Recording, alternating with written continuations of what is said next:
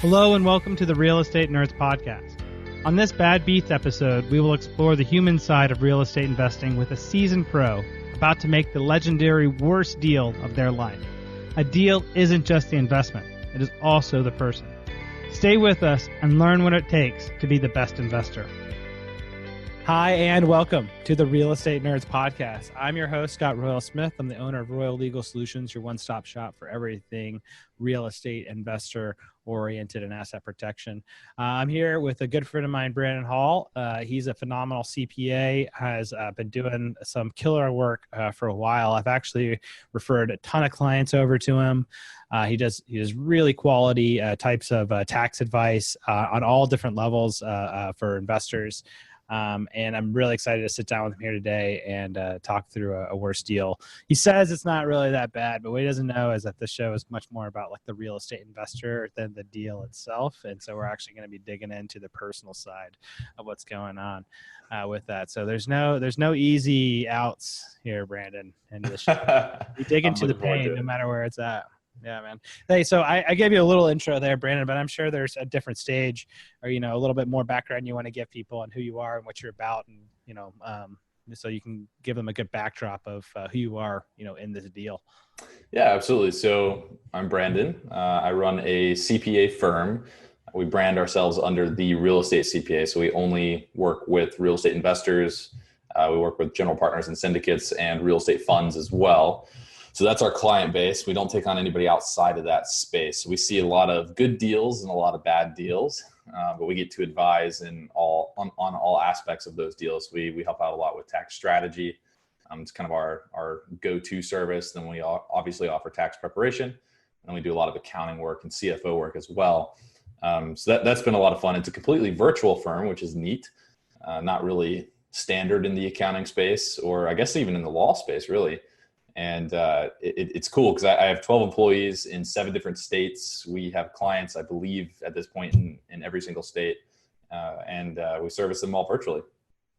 Yeah, it's awesome, man. I think it's, that's what we're doing with Royal Legal Solutions as well, too. We have a number of core staff that we have are local, and then a lot of people that we work with around the country, just because that's how you find the best people, really, right? That really want to build is like you need to blow up the scope of who all you get to do business with.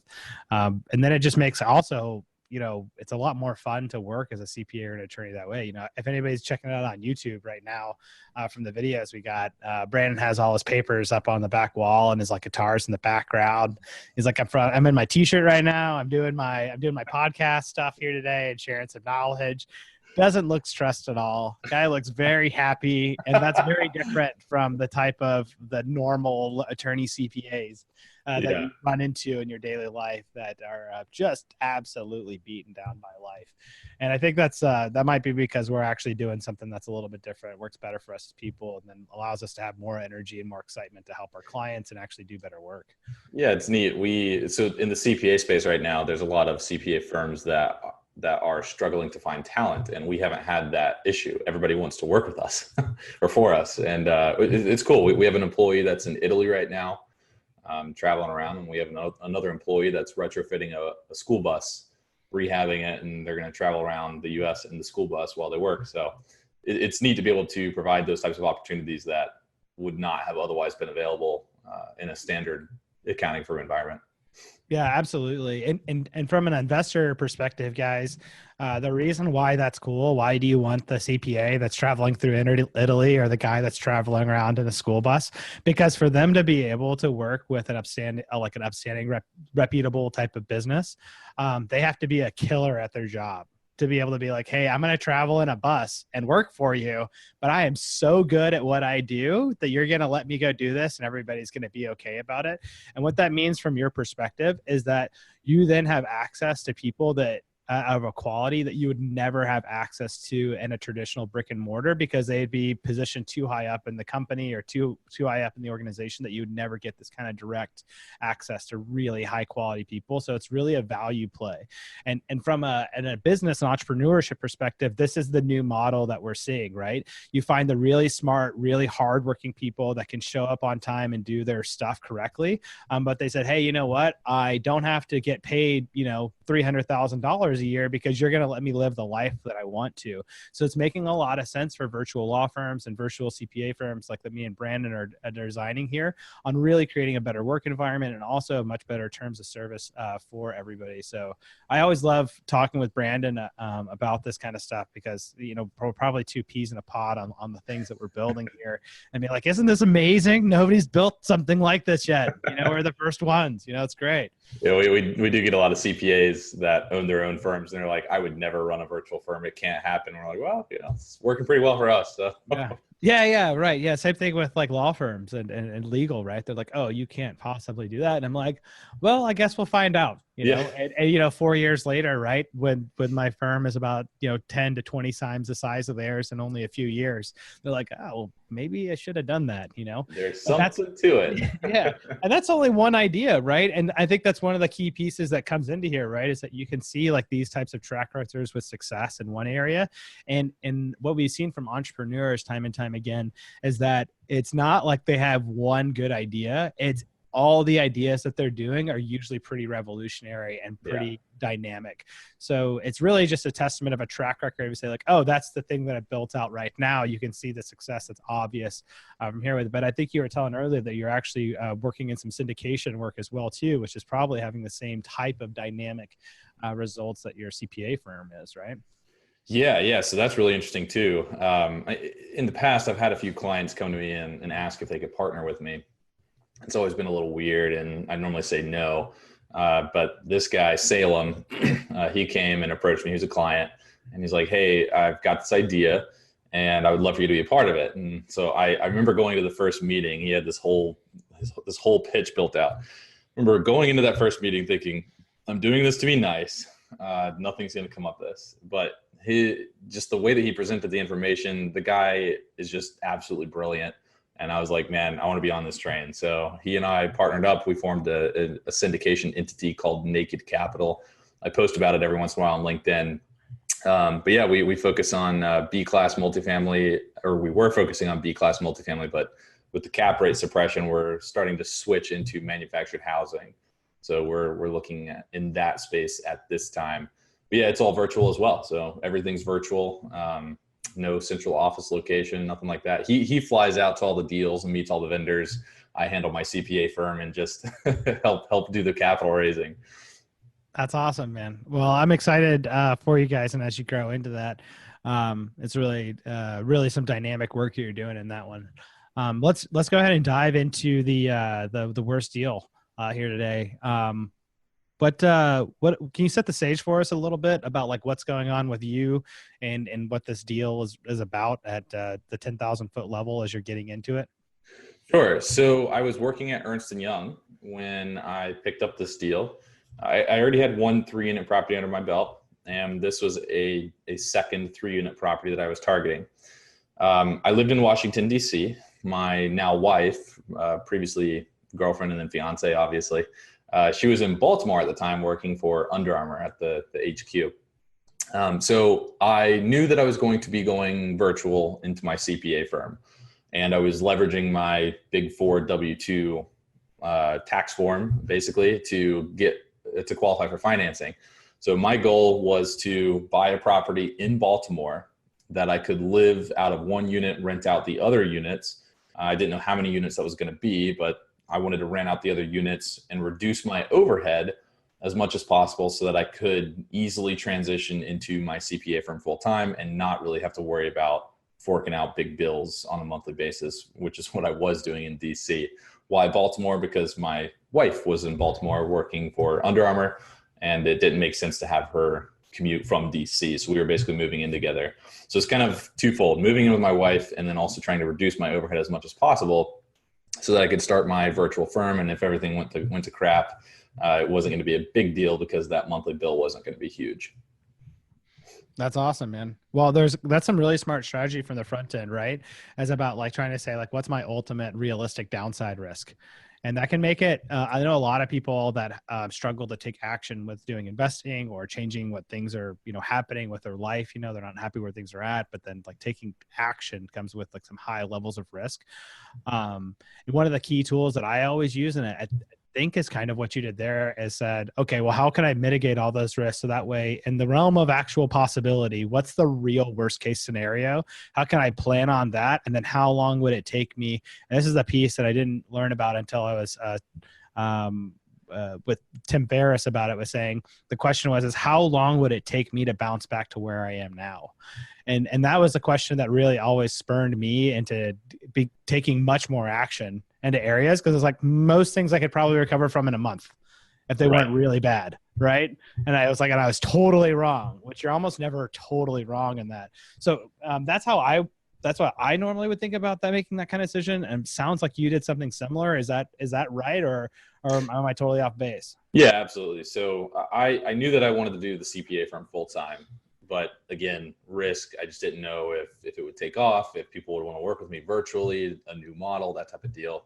So it was, how do I just reduce my overhead? And if the CPA firm does fail, but I've reduced my overhead, well, I've got enough cash stocked away that it's not really going to affect me. I mean, I'll just go get another job. I'll probably call up my old boss and say, that was a fun experiment. Please take me back. And we'll be right back in the swing of things.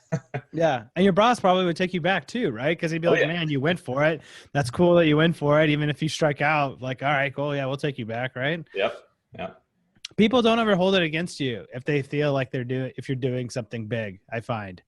If you're actually going to do something amazing or like a once in a lifetime opportunity, most people are like, absolutely go do that. And I'll actually support you in going to do that, even if it's not like necessarily in line with their personal interests.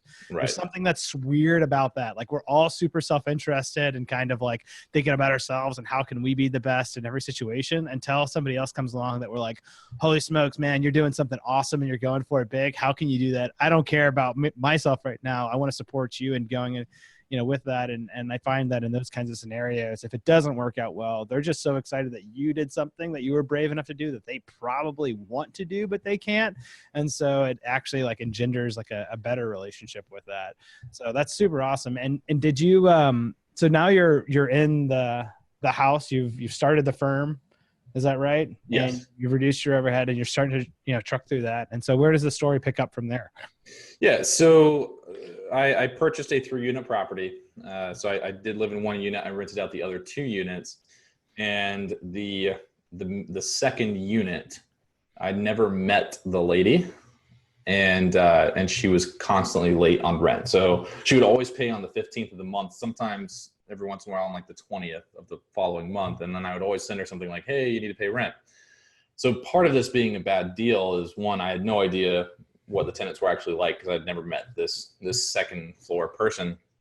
But 2, I never actually put my foot down and said, you need to pay me. I never assessed late fees. I didn't do any of that. So I was self-managing the property, and I was like, well, she still kind of pays.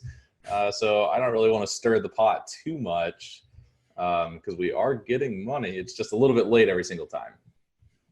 Wow. So it caused a problem, you think, because you didn't reset like the boundaries about like, hey, here's where you're crossing the line of like what the expectations are in our relationship, not to get touchy feely on it, but that's essentially what it is. Right. And like the business world, it's like, we're in a relationship together.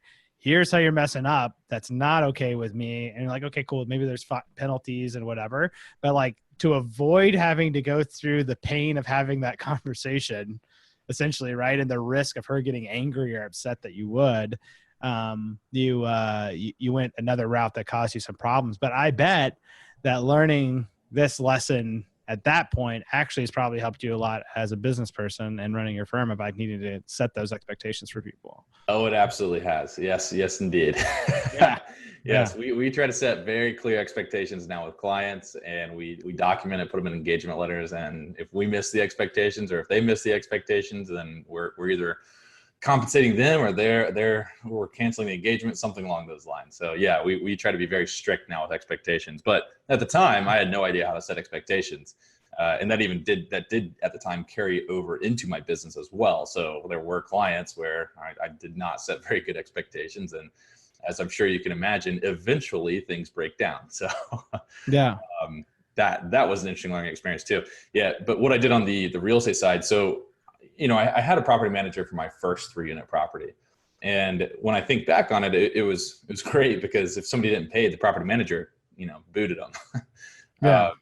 But up here, I was like trying to manage the property myself, and just eventually found out that, I just don't have the heart to kick somebody out. And I just need to have a property manager do this for me. So what ensued was basically what happened was we were in the property for a year. That tenant eventually moved out, and we placed new tenants in the property, which was great. And we were in the property, and we decided to move down to Raleigh, North Carolina, because that's where all of our family's from. So in moving down to Raleigh, North Carolina, we had to get a property management firm, which was great because I don't want to manage these properties myself because I don't like kicking people out. And oh my gosh, Baltimore, Maryland, that is just an insane city to comply with if you are a landlord. We spent several $1,000s. The property manager would not take us on as a client until we checked all the legal boxes, which is obviously necessary. But I didn't even realize some of the stuff that we had to do, like just the way that they do lead-based paint testing is crazy. But it took us, I think 5 months to get all of our units tested, inspected, and registered with Baltimore. And it was several $1,000s later that all of that went down, and it was just a massive headache. Wow, man. Well, is that like a problem of due diligence on the front end of just not kind of checking it out and just kind of winging it hard and getting in there? Absolutely. Yeah, absolutely. Yeah. Cause the seller of the property had given me all this information. Like, she had given me all of the lead paint information. She gave me all the registration information. And in talking to a few different people that invest in Baltimore, they were like, oh, we never do that. And so I was like, okay, well, I just won't do it. Boy, was that a mistake. All the fines start rolling in, and then you really have to jump on it because now you're under the gun. And oh man, it was just a mess. Oh man. But so you even had people that you trusted that were in that area that basically gave you wrong information. Oh yeah. And I don't think that they did it intentionally. I don't know if it was. No, I'm sure they didn't do it intentionally. That'd be horrible. Crazy. Like, Brandon, screw that. I know. But I mean, still though, like how hilarious of me to not go and just double check the hearsay, right? And we carry that over into our business too. We have clients all the time that come from these guru shops. I'm sure that you do too. Oh, all the time. You guys offer all sorts of amazing tax strategies, and we take a look at it. We're like, you can't do any of that. Don't listen to them. Come to us. We'll tell you what's legitimate. But I did the same thing early on. I listened to all the hearsay and trusted it and paid for it later. Yeah, absolutely. Right. And that's why you actually pay to get real professionals, right? Instead of just some dude that has an idea, I was like, that's the quickest way to land yourself with getting an audit or ending in jail. Yeah. I had somebody trying to tell me the other day, they were like, oh yeah, did you know that you don't have to pay income tax? And I was like, and they're like, what's your legal opinion on that? Right. And I was like, my legal opinion on that is that you're going to end up in jail. If you try to do that. That's my legal opinion. I was like, I don't know whether you have to or not, but I know they throw people inside of small boxes who don't. Whether you're legally right or wrong, it don't matter. At the end of the day, you in a box. How do you feel? Yeah. That's when you send the email follow up with all your advice to document it. It's usually you're not my client. Do not do anything about this. I'm not advising you on anything with this. You get to the funny farm and go handle it the way that they handle it out there, and just leave me alone, please. Ugh. But yeah, no, man, I think you're right. Into that. So, so you ended up here with this asset. Going again, got fined. You're underneath the stress of that, and then how do you work your way out of that? Because you're actually doing multiple things now at the same time, right? You have a company that you're running, and you're trying to do dig yourself out of the hole. How do you do that? I mean, how do you do that effectively in your experience? Yeah. So the good thing is that the property cash flowed well. When I was living in it, I had dropped my DC rent down from I think it's $1,600 a month to about $200 to $300 a month after rents and everything had come in. So I was out of pocket $300 a month. When we moved out, the renters are paying, I think it's $1,400. Anyway, it cash flows, and I bill back utilities now too. So it cash flows a decent amount, and it's right around an 8 to 10% cash on cash return every year. So it's really not that bad of a deal. The problem is that we sunk all that money into the lead stuff and just the registration, and it totally wiped out our cash flow for the year. We did have principal pay down and all that. That yielded a good return on equity. But the reason that I say it's a bad deal, I mean, purely numbers wise, it's really not that bad of a deal. But the reason that I'm saying it is a bad deal is because of kind of what you just alluded to. How do you manage all this stuff while you've also got your CPA firm? And for me, it's not just a regular old CPA firm where I expect to grow 5 or 10% per year. I mean, we're growing 10% per month. So I have to be all hands on deck at all times of the day, managing the growth of this CPA firm. It's a lot of work. There's a lot of ups and downs. But to throw in the pains of trying to figure out what in the world Maryland and Baltimore want with me and the property on top of all that, it was just a complete nightmare. I mean, we only spent a few $1,000 on it. I spent a countless number of hours just trying to research and understand what exactly they want, because nobody's clear. You can call one person, they refer you to the next person, and they refer you back, and it's a mess to try to wade through. Eventually we were able to figure it out and get everything registered. But now we're in that renewal year. Oh, well, let me back up. So the really funny thing is December of 2017 is when I sent in 2 registrations for 2 of my units. And then January 1st, I get an email saying it's time to renew. It was like literally 5 days before that I had registered for 2017. And then they sent me an email saying it's time to register for 2018. So I had to pay out of pocket twice back to back. It was lovely. Savage. Yeah, brutal. No. But we are now looking to offload this property.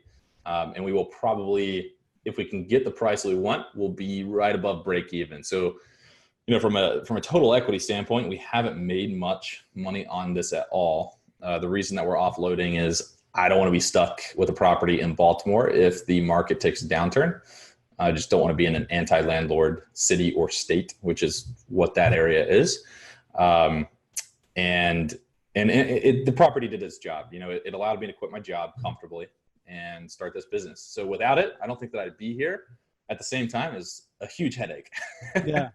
Dude, the 100% though is like, that is the story that I've learned from doing this podcast and talking to hyper successful people, is that almost every experience that we run into on the journey has like a dark cloud aspect to it. And then it's also like, yeah, but it also allowed me to have like these other successes in here. Yeah. And I was like, wait a minute, don't tell me that like the cruel reality of life is that everything is going to be good and bad all at the same time. So there's no point in judging it all, because that makes me sound like I'm about to go play a bongo drum underneath a tree or something like that. And just start it's like totally true though. But it's like kind of like it seems like that, right? It's like, oh well, my business took a big downturn like this month because we had all of these problems with our CRM that happened because we were growing too fast and it broke all of our internal processes with it. And I see you nodding your head being like, yeah, that happened to me. You know why? Because it happened to me. Like we have the same growth pains. Like we grow at about 15 to 20% per month right now. I mean, not trying to compete or anything right now, but but it's the same kinds of problems, right? But it's like okay, that's cool, business grows, and at the same time that's really painful to learn the lesson that way, but now I have so much of a deeper understanding and appreciation for like what it is. And I'm stronger as a person because of it and all these great things. So how do you actually judge a thing as bad or good becomes really murky, and in a way that I never understood it before I started really trying to grow a company that's this hyper fast growing company. And it sounds like you've had a pretty similar experience. Yeah. There are definitely bad investments, right? There's definitely investments where you can look back and say, I should not have done that, or I could have done that better, or I could have approached that in a smarter manner. I look at this one and say, I could have done that in a smarter manner, but still, the mere fact that this property allowed me to quit my job and go into my business full time and not necessarily have to worry about how am I going to make rent out of this month's cash flows. It allowed me to take some time in thinking about how I want to build my business and build it a little bit more intentionally. You know, a lot of entrepreneurs reference the whole burn the ships, right? Whatever general that was landed on whatever continent. I don't even know the story, but then he turned around and he told his army to burn all the ships. So basically they have to take the castle or they all die. And so all these entrepreneurs are like, well, burn the ships, you know, like get your back against the wall and then you'll be super motivated. I don't really like that advice. Bad advice. I'd rather build my business intentionally and make sure that I've got things in place that's going to allow for scale rather than feeling rushed and motivated because I've got $10 left in my bank account. So I have to figure out how to get money immediately. And this property just allowed me to be a little bit more comfortable in pulling the trigger, quitting the job, and launching the business full time. Yeah, so to me, what like your story speaks about too is about like one of those lessons around like what's your best and highest purpose that you can grab. Like a lot of people are looking into real estate because they want passive income, so they can like either leave their job or retire, right? I mean, that's usually the main goals of why people are pursuing it. That comes in, and the idea in that is saying it's that you're trying to create income. So then you'll have more time to do whatever your internal purpose is that you think is not currently being met by working inside of this job, right? And I think that's, when I hear your story, that's what I hear. It's like, I want to build something that's really new, different, powerful, where I see opportunity. I got real estate. It allowed me to have this opportunity, and this is what's, come up of it. And it wasn't guaranteed, but it also became a pretty low downside risk. I mean, it's pretty hard to fail when you're like, yeah, my monthly expenses are like under $1,500, for what I have go on. Like I only have to recruit like one client every now and again, and I can actually stay in business and I'm okay. And I already have a girlfriend. So boom, lock that down. And I don't have to worry about that. Yeah, for sure. I will say, when you run a business, trying to maintain friends or date, it is almost impossible. So the one piece of advice that you get from this podcast: lock in a significant other before you start your business. Yeah, absolutely. Don't let them try to run away. Get like a weird tattoo that they can't explain to anybody else. So that way they have to stick with you. I mean, I'm just spitballing ideas here. They're not all going to be gold, but it's a good idea to do that. It really makes a big difference, right? Like when you see really successful entrepreneurs like Bill Gates and a lot of these guys, right? That they had strong relationships around what their core needs were as a person. So that they put everything into their business, which became their own sense of fulfillment, like as a muse, right? Yeah. But you'll see like two ways that I see that happens with entrepreneurs. Since I do a lot of interviews with entrepreneurs and I speak about this quite a bit, is like the coming into, there's a really bad way of running your business and putting yourself all into it where it causes you to completely burn out and shut down as a human being. And then there's a way that you can say like, oh, actually, here's the pieces that I need to like nourish me so I can continue to use that fuel with like my family relationships. And what are those core pieces to be really efficient with what it is I need to survive in a sense. And then I can pour it all in. And that really makes all the difference, because guys that don't take the time to actually figure out like the pieces that they need to nourish their soul and to nourish who they are as a person, and then they just try to do business, are the guys that you see that are just running themselves into the ground and they hate it. And somehow they're trying to grind through it every day. And to me, it's like, even if you win, you just lost. Right. Exactly. Years hating everything. I don't think that it's talked about enough in the entrepreneurship world, but I had both aspects. So I was running the business before I met Bonnie, my wife. And then also afterwards, and having her in the picture while I was running my business and trying to scale it was way better than not having her in the picture, like previously to me dating her. And the reason is just she has like a different perspective that she can offer. I mean, there were events where I'd be really steamed. Something would have happened and I'd be like throwing stuff, yelling and everything, and she'd come in and say, "Hey, I heard you on the phone. Here's what I think that you should do." And so just kind of like, brings you back down to a normal level. But, one thing that I just don't think is talked about enough is for entrepreneurs, you reference some pretty famous people, and you're right. They do have really solid relationships. And I look at all the crap that Bonnie's put up with. I look at me scaling this business. I'm like, man, I've came a long way. This business has come a long way. I worked extremely hard. How cool is that? I was literally working 100-hour weeks. I'm sure that you've had the same experience for extended periods of time because I wanted to grow this. But then I also look at Bonnie, and she put up with me working 100-hour weeks, and she stuck around, which is amazing. So I think it's really good to kind of have that rock of a relationship, somebody that you can count on, because business does have ups and downs. I'm going to do like a little hand signal, so I apologize to all the audio listeners, but one of my dad's buddies, he runs this big manufacturing business. And one time he told me, he's like, hey, life is like this. It's just a simple sine wave, right? But running a business is like this. It's just intense. You have massive ups and you have massive downs. And so to have somebody that you can constantly count on, especially during those downs, is really powerful when you run a business. Yeah, 100%. Like we call it internally, we call it riding the roller coaster. Where are we at in the roller coaster right now? You know, and it'll be like people will try to that are new to it will try to get you to like jump too high up or down, like either try to get you to panic or to overly celebrate. And it's like, no, actually the prudent person and the prudent investor tries to almost stay like an even keel inside of themselves, no matter what's going on with the wave. Like your ship still stays even. Yeah. Okay, well, this high is going to pass too. And then there's going to be something else that's going to come.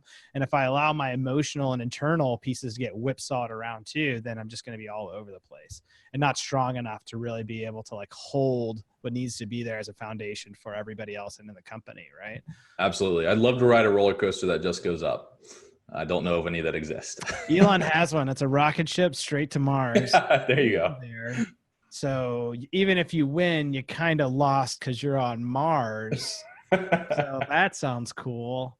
I don't know who's trying to take that ship anyway, but I digress to what's going on. But I think that's great, man. I love to see the fact that to how the real estate's actually been able to help you get to that next phase of your life. I think that resonates with a lot of people into it. And I hope everybody reaches out to us here on social media and whatnot, and we can continue all the conversation about, you know, what is that like to actually be a business owner as well as in the field of real estate and how those things all play together. You know, real estate itself is pretty cool.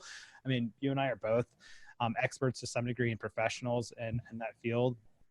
But there's a whole other context here, guys, about like, what does that take to actually create a good life, you know? And that's actually a broader conversation and something that takes some much more introspective work. You know, it's not just as simple as a spreadsheet, you know, that it comes down into what it is. So, yeah. So Brandon, for everybody that wants to connect with you, you know, probably about taxes and stuff like that, but maybe somebody's found their new soulmate and guru. I don't know. What's the best way for them to get a hold of you? Yeah. So if you're interested in taxes and accounting, you can hit us up at www.therealestatecpa.com. If you want to connect with me, you can connect with me on LinkedIn. I like to post statuses every once in a while, just about different business aspects and things that I'm going through. So that typically resonates with a lot of people. But either one of those methods, website or LinkedIn. Awesome. Yeah, guys. And we'll have that in the show notes for you guys here today. Of course, this is Scott Royal Smith. I'm the host of the Real Estate Nerds podcast and owner of Royal Legal Solutions, which is your one-stop shop for real estate asset protection, law, and business advice, as well as what you guys can be looking forward to on our Facebook page and other pieces that we have going on here to connect up with the communities of investors everywhere throughout the country. So thanks, Brandon, for coming on the show here today. Everybody else, be good, and I'll see you again soon. That's all for this Bad Beats episode. I'm your host, Scott Royal Smith, with the Real Estate Nerds podcast. Did you see yourself in any part of that story? I know I did. If you enjoyed the show, leave a review to help clue in the sleeping masses of what they need to know and what we all need reminders of. Do your good deed for the day. Thanks, and I'll see you again soon.